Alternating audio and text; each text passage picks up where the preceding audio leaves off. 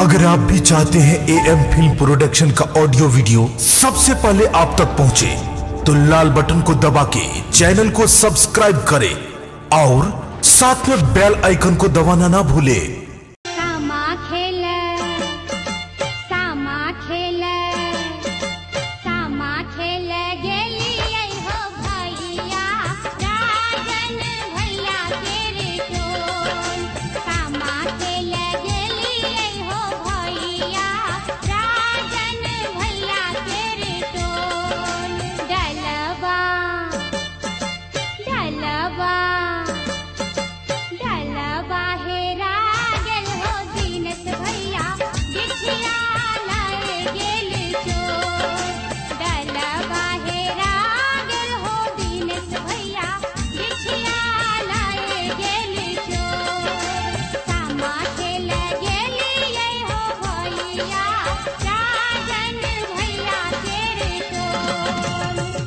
सामा चकेबा बिहार के मिथिलांचल का एक प्रसिद्ध त्योहार है।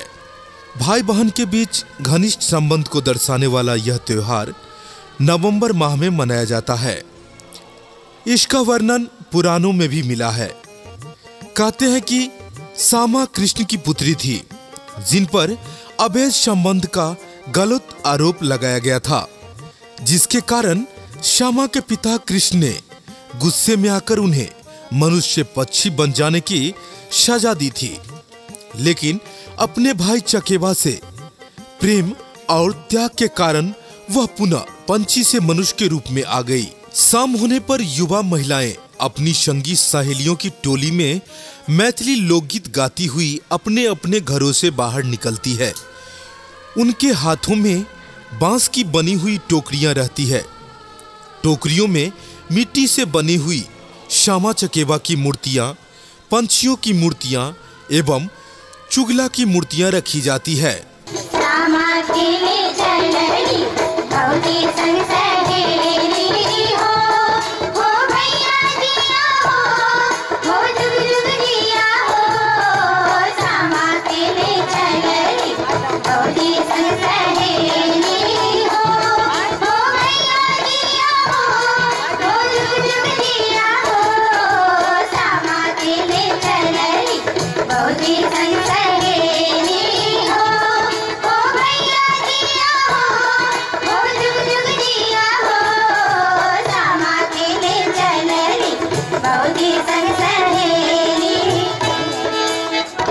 मैथिली भाषा में जो चुगलखोरी करता है उसे चुगला कहा जाता है। मिथिला में लोगों का मानना है भाभी ननद से और ननद भाभी से लोकगीत की ही भाषा में मजाक करती है। अंत में चुगलखोर चुगला का मुंह जलाया जाता है और सभी महिलाएं पुनः लोकगीत गाते हुए अपने अपने घर वापस आ जाती है। ऐसा 8 दिनों तक चलता रहता है।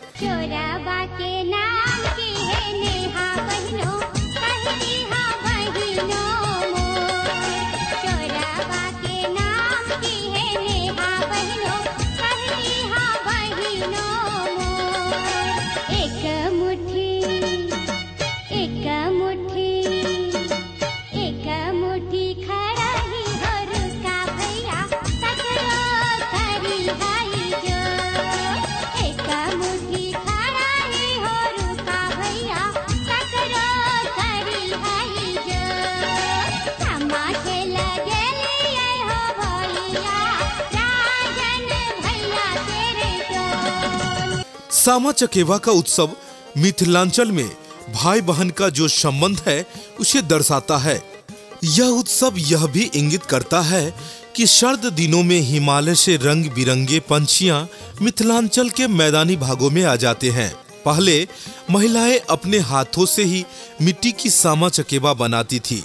अब बाजारों में रंग बिरंगे रेडीमेड मिट्टी से बनी हुई सामा चकेबा की मूर्तियां उपलब्ध है। महिलाएं इसे खरीदकर अपने घर ले आती है। यह पर्व 8 दिनों तक मनाया जाता है और 9वें दिन बहन अपने भाइयों को धान की नई फसल की चूरा एवं दही खिलाकर सामा चकेबा के मूर्तियों को तालाबों में विसर्जित कर देते हैं। गांव में तो इसे जोते हुए खेतों में विसर्जित किया जाता है। सामा चकेवा के उत्सव का संबंध श्यामा की दुख भरी कहानी से है। श्यामा कृष्ण की पुत्री थी, जिसका वर्णन पुराणों में भी किया गया है।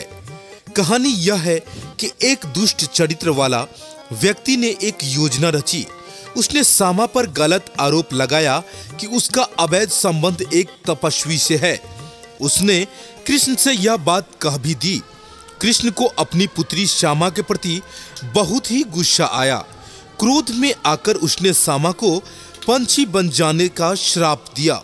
श्यामा अब मनुष्य से पंछी बन गई। जब श्यामा के भाई चकेबा को इस प्रकरण की पूरी जानकारी हुई तो उसे अपनी बहन श्यामा के प्रति सहानुभूति हुई। अपनी बहन को पंछी से मनुष्य रूप लाने के लिए चकेबा ने तपस्या करना शुरू कर दिया। तपस्या सफल हुआ। सामा पंछी रूपी से पुनः मनुष्य के रूप में आ गई। अपने भाई की स्नेह और त्याग देखकर श्यामा द्रवित हो गई।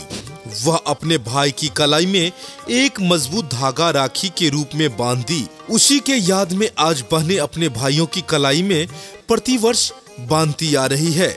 उसी दिन से सामा की पूजा अपने भाई को दीर्घायु की कामना करने वाली बहन करती है।